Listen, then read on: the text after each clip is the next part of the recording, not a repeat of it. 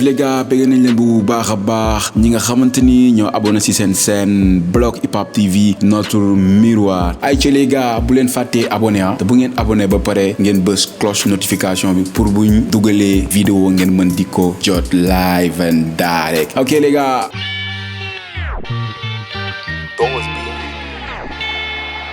Dip Doundou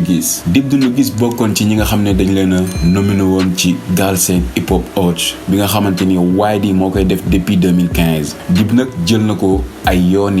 mais ñu gis année 2020 bi dañ ko cee boole mais mosuñoo gis fu mu publier di wax pour ngeen voter wala dara lu dul jour bi nga xamante ni ñu ngi joxe remise trophée yi lañ ko si boole ba le 14 décembre mu publier ci Instagram am mi ngi nii ngeen di gis muy benn discussion bu mu doon def mu ci wax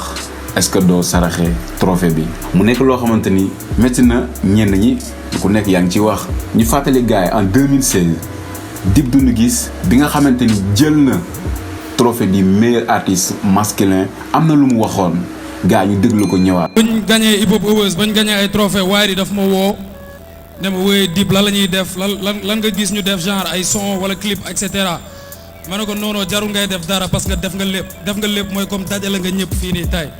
pour man loolu moo gën a rëy quoi. voilà dégg nga li Dip wax nee na bi ñu jëlee ay Hip Hop Awards kon c'est-à-dire que moom jël na ko lu bari. lan la ko waay di wax lan nga gis ñu def ko ay vidéo wala ay son mu ne ko non jarul ngay def dara quoi parce que def nga lépp dajale fii ay nit rek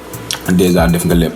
mu mel ni déggoo ñu wax ci côté prime maanaam xaalis wala dara te jamono boobu ñu fàttali ni Dip mi ngi doog a dugg ci game bi xam nga succès bi topp ko.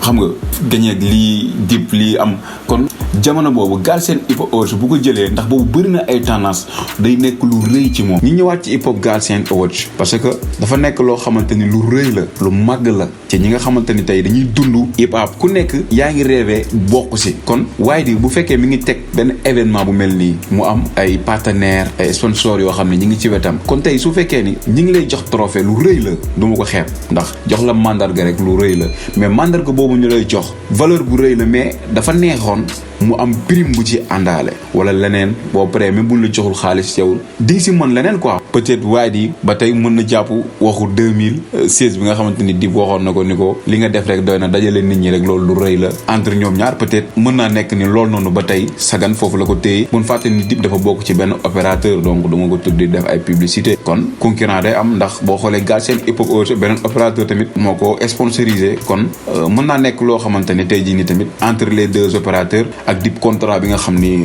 signé na ko ak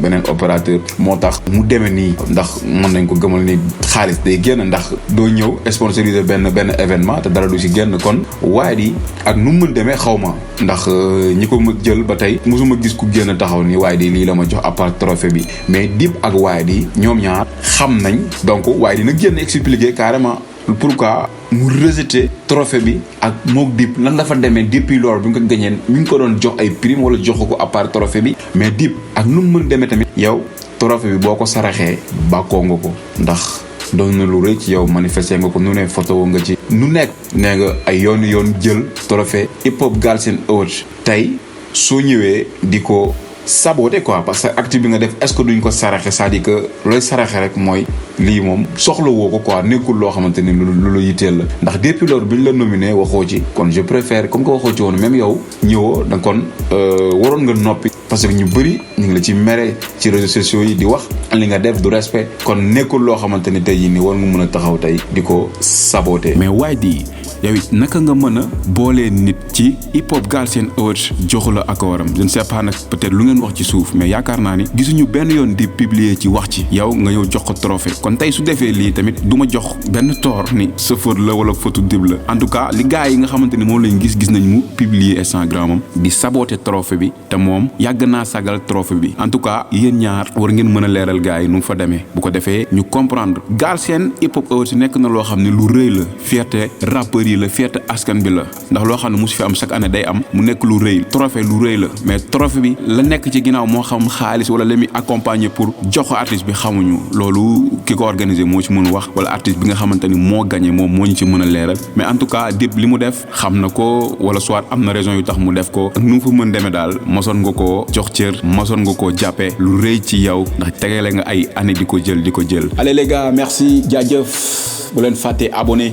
ngeen bës cloche notification bi vidéo bu mën di dugal leen ngeen mën ko am jaa ngeen jëf.